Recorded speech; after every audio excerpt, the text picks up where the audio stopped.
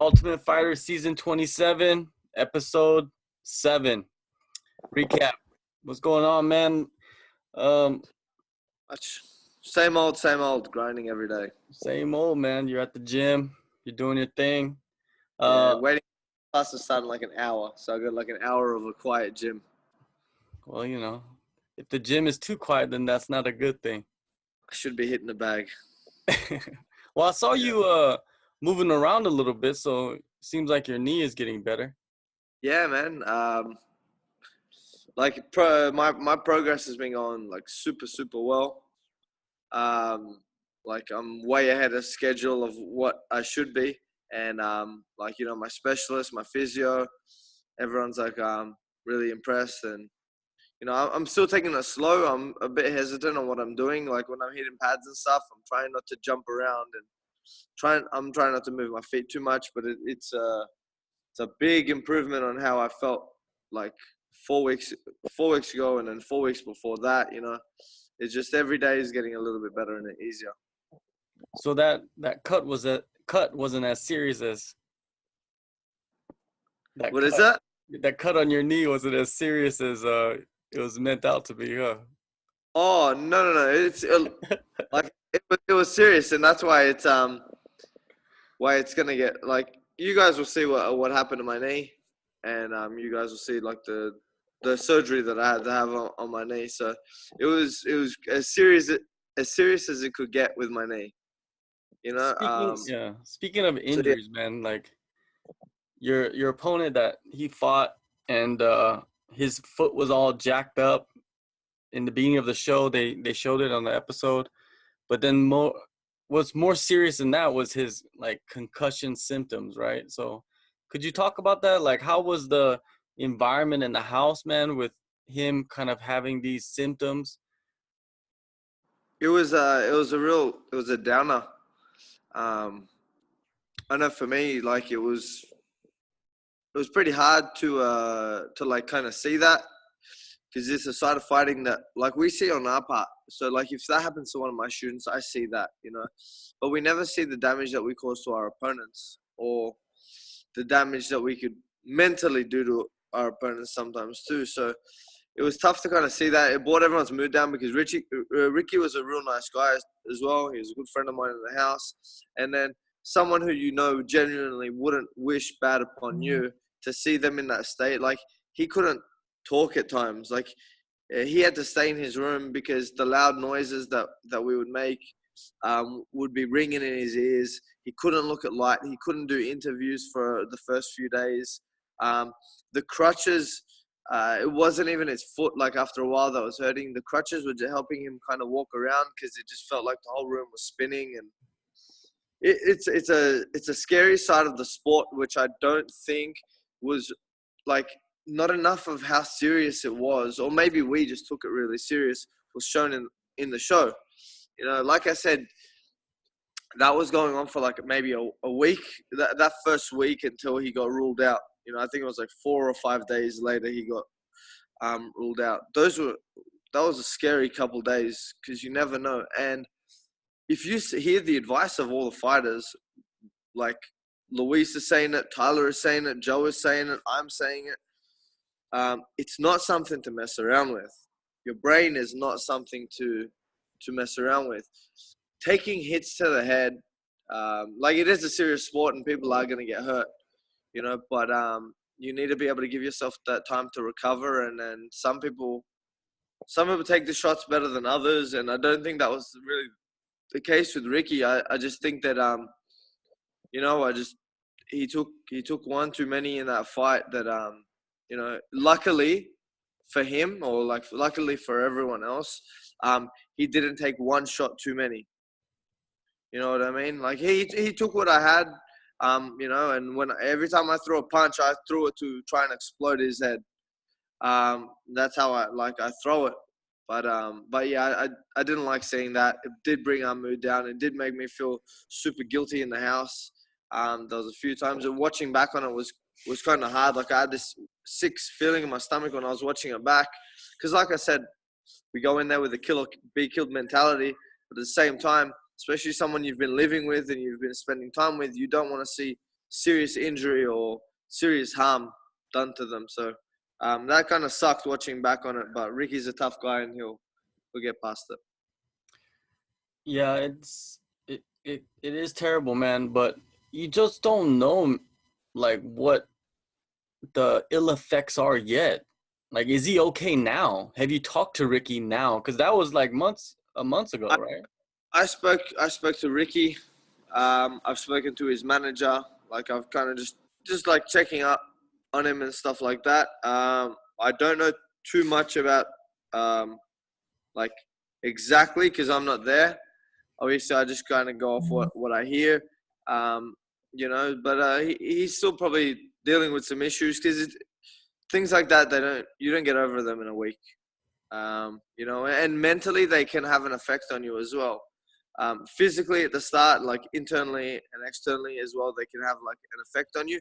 But then after a while of you being hurt, it starts to play like a big mental game. Can you take those shots again? And what's going to happen the next time I get punched? So I wish him nothing but the best, and I think he's a warrior, and I think he'll come back. I hope that he just takes the time to recover, like not tries to rush back into things and get hurt too soon. I would want to see him back at 100%. Well, if you look at his track record, he's basically won almost all his fights by decision, which means that he has taken a lot of shots to the head, give and take. When I spoke to him before and after our fight, through conversations we got, one thing he always prided himself on was not getting hit. He always prides himself on being a championship point fighter, as you see in the episode. So he's in and out quick. He likes to land quick damage and not take any damage. He said to me that's the most damage he's had a bunch of amateur fights, bunch of pro fights. He said he had never been hit like that in any of his fights before. And he said he'd never been hit that much in his life before either. So, that was my goal, to try and put that pressure on, and react. Hello? Yeah. Can you hear me? Yeah. Oh, yeah. Obviously, see how he reacts to taking those hits as well. Yeah. It seemed like everybody was worried, he couldn't sit, look at light. His noises affected him. So, but he didn't want to go to the doctor. And finally, that's the fighter that he is. I got injured too, and I didn't go to the doctor. They gave me the option to go to the doctor or go to the PI over my knee, knowing that a doctor can rule me. I knew knowing a doctor can rule me out, and a person at the PI can't. Person at the PI can only treat my leg as much as they can. They're not a doctor to rule me out. So we all knew that. So if someone went to the doctor on their own accord, usually, unless they were forced to, it would mean that they did or didn't want to fight. How much do you want to fight? Ricky wanted to fight. Ricky wanted to fight, and that's something he can be proud of. But DC made the right call there. Definitely, yeah. He did, man. He's the coach. You got to make the call. You're the coach. You got to look out your fighters. Look out for your fighters. And he told him to go to the hospital. The doctor checked him out and told him, you can't fight. You can't fight, man. Like, you seen what happened to TJ Grant. Remember, he was like one of the best lightweights in the world. He was about to get a title shot, and then all of a sudden he disappeared. I think for that same reason is he had those concussion symptoms and he couldn't fight again. Hey, you've heard of a lot of fighters getting them but then coming back stronger. Robbie Lawler, what did he do though? He's just stopped sparring and he did a lot of technical stuff, specific stuff. John Moraga as well at one stage had a problem with it. He was complaining about getting headaches over like long months and like periods of time. They take a break and they get better and they come back. You just have to be able to give your body the right amount of time to recover and come back. You have to be smart in that sense. If I take a shot, like if I start taking heavy shots in sparring, I tell my brother, I tell my team, I tell everyone, like, I'm not going to spar for the next couple of weeks. It's happened before. I don't think I've ever like been concussed. I've been dropped once, when I was an amateur, And after that happened, after I felt like I took too much, I didn't spar for maybe like the next 6 months or something. I didn't do anything with my head. As soon as I feel like that, as soon as my guys do that, I try and advise them, no sparring. Even if they win their fight, if they get dropped or concussed, I'm like, no fighting, no sparring, just take a little bit of a break. You need to give your brain that time to recover. Yeah, man. I'm glad that that they took care of him, and hopefully he's better, man, by now, because he's not really an active guy on social media, it seems like. Sorry? He's not really an active guy on social media or nothing like that, so you don't really hear him. He's a quiet guy. Like he that's just how he is. He works hard and he's quiet. He is like a silent assassin. Like I trained with him, like I rolled with him as well, and I did a bit of training, and I seen him train before we kind of entered the house. And he's just someone who works real hard, and he's not about like big social media things. He's just about him working hard and his family. So that's what type of guy he is. Hopefully we see him back in that cage, and like he deserves to be in the UFC. He beat me, and like I'm not saying just because he beat me he deserves to be there, but put on a good performance, and hopefully like they see that.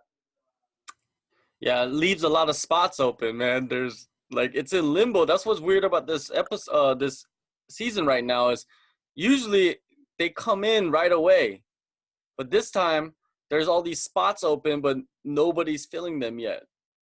And well, we're ready to fill them. Huh? We're ready to fill them. Yeah, of course. You've got Gunther, Jay, myself. Like obviously my fight just ended, and that was the episode where they showed the guys that are fighting for their position. But there's guys that are there waiting to fight. And hey, when some of the picks are made, some people are a bit hurt by them. I don't know what they'll show, but they get some reactions when the semi-final picks are made. Oh, of course, man. Like I'm pretty sure some people are going to be very, very angry about selections. Bryce Mitchell, there was a nice guy moment during the episode where he cooked Ricky Steele some breakfast and brought it to him in bed. Who would have imagined that somebody would have got breakfast in bed in the TUF house, which is I don't think it has ever happened. Shit like that happened heaps in the house. Like that was the only time they showed it. Like Jay and Mike were like two of like the best, and Luis even. They were three of the guys, Luis, Jay, Mike, that when they would cook something, they would generally cook it for a lot of the guys. Like Luis, one night I remember he made pasta for everyone. Violent Bob Ross is cooking. And then there was one night like Trezano always was cooking for us, making us cakes and stuff. But like everyone had their times of like cooking for people. And Bryce was just one of those nice guys that, like, if you ask Bryce to do anything for you, he's, like, down to do it for you. He's, like, your homie. So whatever you need from Bryce, he'll help you out, So I never got to see that, but it was cool to see it back and see really what he's got. All right. Now, continuing the theme of weird shit that happened, Richie Smullen, man, like, what type of shit is that? I don't think I've ever seen that happen. Like, what? At any fight cards I've been to in my life.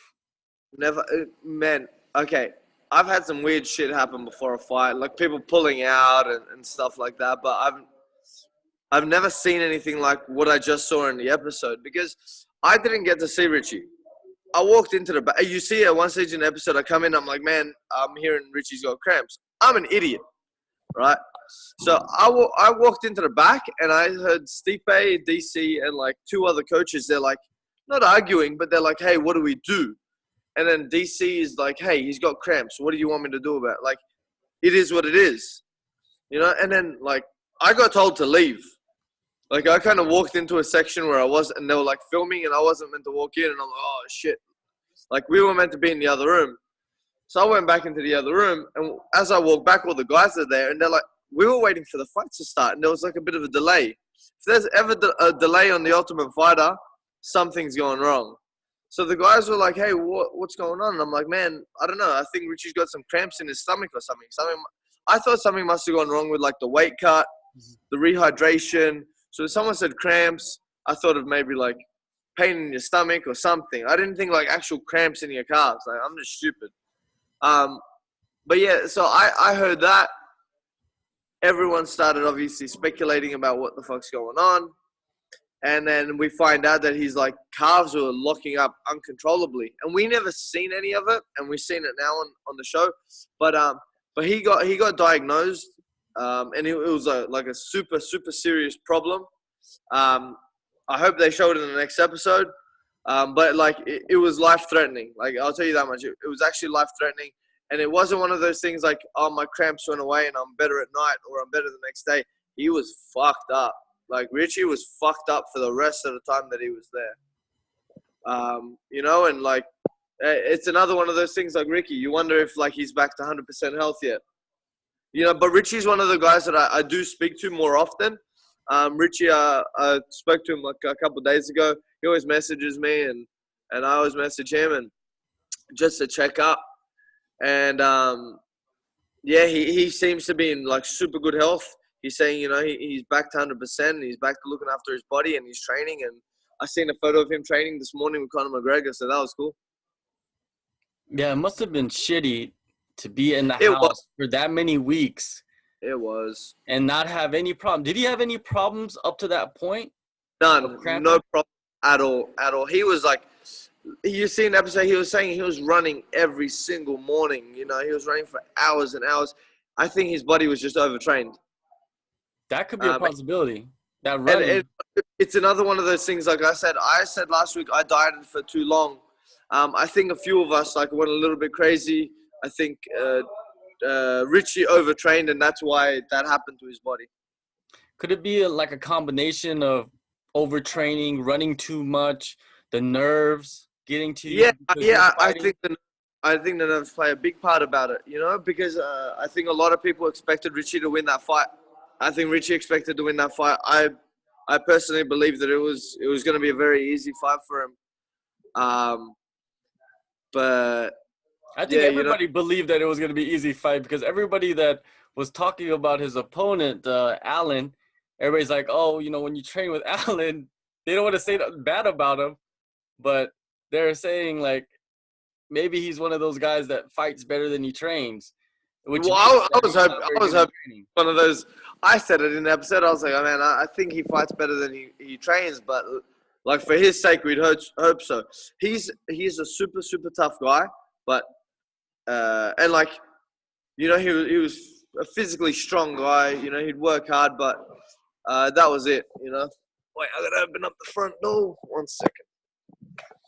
I think I'm getting some kids in the gym now. Thank you. Hi guys, say hello. Hello. Getting ready for the kids' classes. Little monsters. Yeah. Yeah, like Zuniga, if you watched him on the show, what I noticed about him is that he didn't, like, technically, he didn't look very good. Nah, he technically is not. But in MMA, you don't have to be technically the best fighter to win the fight. Exactly. You know, you can get away with it with, like, you know, a lot of fighters get away with their cardio or get away with something. Everyone's got some type of X factor. We were just trying to find out what Zuniga's X factor was. Like I said, I don't like to talk bad about any of the other fighters. Like, skill-wise, he wasn't anywhere near the highest level. But, like, heart-wise, I would have put him up there. Like, you see how he was. He wanted to fight, you know. And yeah, he was there ready to fight, and that's all that matters. He was very emotional, you know, after he found out that Richie wasn't going to fight. He wasn't going to fight, and, you know, he was saying that he needed the money. He has to fight because, you know, I'm pretty sure he comes from a different situation than most of the people in the house. Yeah. And then Dana White's going up to him and trying to console him, and he's all like, hey, you got the bonus. Like, he gave him the bonus, man. Like, Allen did a little trickery. I don't know what he did, but he got a bonus for not even fighting. Yeah. You know, Dana's one of those guys, if you put him on the spot, you might get an answer. You know? He put Dana on the spot, and Dana's cool. Like, Dana always, like, helps everyone out. Dana's one of those guys that you could actually talk to. Like, that's what I kind of got from him, from meeting him. I realized that he was one of those guys that you could just go up and say anything to, and he would tell you exactly what was on his mind. Now, Team DC, if you think about it, You got Pena. He got injured. You Yeah. got Steele. He's got concussion symptoms. Then you got Smullen, who had full cramps and he can't even fight. Is DC's team cursed? I think so. I think so. No, I just think it was a bad run. In that competition, anything could happen. And it just so happened that they got that bad. Like, we got a bad luck of the draw with the wins and stuff like that. And they obviously got a bad luck of the draw with the injuries. But our team cops a couple injuries as well. But it seems like their team. They're cursed. I'll go with that. They're cursed. But, yeah. It's just how the competition works sometimes, you know? Now, with the next fight, you got the last fight coming up. Dulani Perry versus Tyler Diamond. It seems like DC doesn't really care about the other fighters. He's just like, oh, Tyler Diamond is the guy. He's gonna be the number one pick. He's the best in the house, and you know, it's kind of shitty, I think, for the other fighters to be hearing that now, watching the show. Like, it is, but if you see, DC kind of puts into his whole team. Even though he's talking so much about Tyler Diamond, he put in for his whole team. So I guess someone's got to get the attention, you know. I guess it had to be the wrestler, had to be the golden boy. Now you got the most hated guy versus the golden boy in the last fight, which actually works out pretty well for the show. Yeah, but imagine how bad it would be for the show if Dulani won. That's what I'm saying. So I'm expecting Dulani to win. That's what I'm expecting. I'm kind of like rooting for it in a way. Like, even though now you have to go for the hated guy. You know, he could become a person where, like, people hate him, but it's like you kind of want to root for him to win. And was he crying during the stare? No, the light was in his eyes. He was wearing sunglasses, man. There's a lot of sunlight in that room. Like, you don't realize how bright it is. I'll say it, but we'll still tease him about it. Tyler's always teasing him about it.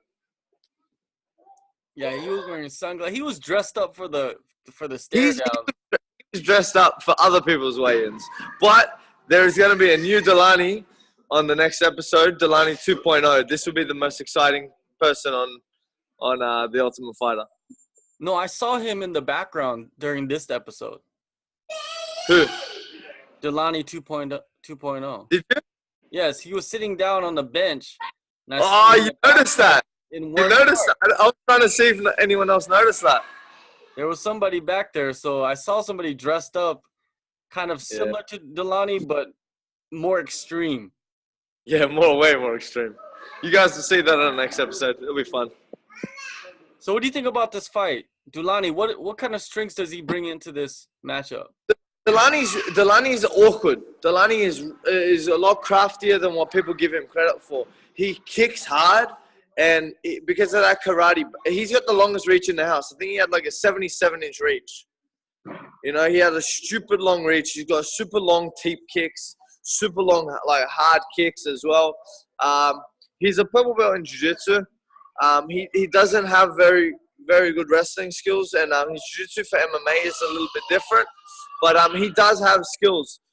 So it's just about putting them to use. Tyler, obviously, everyone knows, he's a well-rounded fighter. He's mainly a wrestler. So let's see what happens in this next one. You know, like I said, anyone can beat anyone on that show. Anyone. But you already know what happens, which is kind of weird that you're talking about something that you already know happens. But I still believe that it could have worked out 10 different ways. Oh, definitely. You know, that's why that's kind of great. And like, I don't want to ruin it too much for anyone. I don't want to give any spoilers away or any indication of who wins or anything. But, you know, this competition, like, if the same two people fought 10 times, every time it will turn out differently. So I could mean a lot of things with what I say. So now, how many spots are left open? There's 2 spots open, right? There's 2 spots open. There's Luisa's spot and there is Ricky's spot. One 145, one 155. So one of the 145ers will come back, and another 155er will come back and fight in the semifinal. Out of the 145ers, who do you think put on the best like show performance? Well, you'd have to go with the guy that won. No, you'd have to go with the guy that. No, I'm saying out of the losers. Oh, the guy that lost. Then it would be probably you because you kind of went back and forth with your in your fight, right? So, if the other fights really. And what about at 155? Who would you bring back? Ah, that's a tough one, man. I think this is the back, what's his name? The Gracie guy. Wait, at 155? Is that 155? Wait, which? Pena? Jose. Yeah, I think Jose. They should give him another chance, man. Like, I think he could do a lot better. We should start a poll this week. For who should be brought back into the competition. Definitely, you should start a poll on that. Yeah, and start a poll where it goes. We'll see what happens. Yeah, man, it's gonna. I think this is the part where the show actually becomes more interesting. To be honest, we'll see how it turns out. Because the semifinals, the fights get more. I don't want to say they're more important, but this is where I think the matchups are very key. Yeah, I think from the start of it, styles make fights. Matchups are key. I'm really, really interested to see the interviews between, like, obviously Dana White, the fighters, and like the coaches. Like, you know, when they sit down and they talk about the semifinal picks, I want to see how they come up with it all. And these are the things that I didn't get to see and I didn't get to experience. So hopefully I get to re-experience them again. Is there any unexpected beef that happens in the future that we don't know about yet? Is there any clues? Yeah, well, obviously, some fighters are going to have to end up fighting their teammates. So that's when some things get interesting. A few teammates stop trusting other teammates. A few guys from other teams cross-train.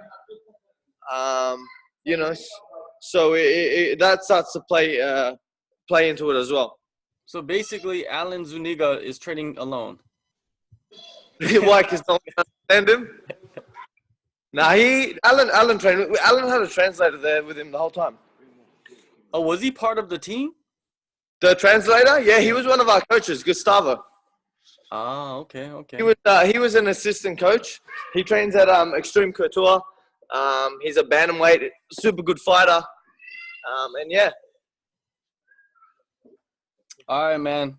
I guess we'll see what happens. I think this fight is one of the most interesting matchups coming up because it's the last fight, and also it's Tyler Diamond, the Golden Boy, versus Dulani Perry, the shit-talking mastermind. Yeah, that's it. Let's see if we can get into Tyler's head. For real. I want to see. I'm kind of interested in that to see, like, the lead up to this fight. Can he get into Tyler's head? Or is Dulani's going to be stoic? If you've got a whole episode dedicated to Dulani, it'll be interesting. Serious. All right, man. Let's shut it down, and next week we'll see what happens. Thank you very much, bro. Speak to you next week. For sure.